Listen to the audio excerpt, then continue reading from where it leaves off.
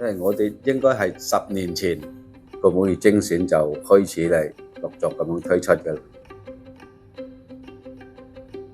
咁啊，因為啲客咧，我哋要俾啲客人有個多元化選擇。每一年咧，我哋出6到7個新嘅廚師介紹，而每2個月咧係轉一次。咁轉新嘅菜咧係計當時嘅季節菜同埋人客需要嘅味道。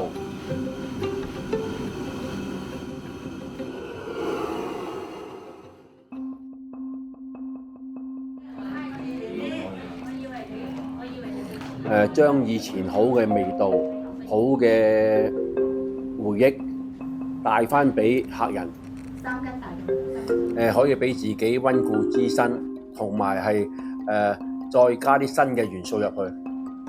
可以講話俾我哋帶嚟好多回憶同埋心血。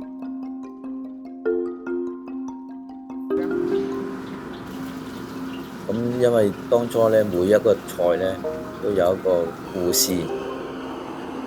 咁依家突然間重現翻以前嗰啲嘢，咁覺得都好開心咯，好多故事都記憶猶新。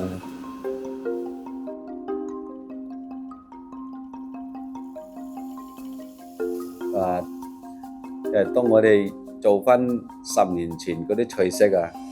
即係都會有分啲壓力嘅，同埋嗰啲都會緊張下嘅，都好多菜式太耐啦，我哋要重新揾翻之前嗰啲感覺同埋嗰啲味道啊，我哋要重新係試翻嚟好多次先敢俾客人食，即係客人咧做出嚟俾客人食嗰個話好滿意啊 OK 嘅，即係當年個味道，我覺得係值得，真係好開心。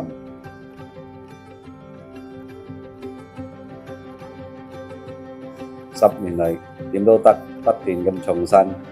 用盡心做每一道菜，帶俾客人最好的體驗，點都得係好熱菜。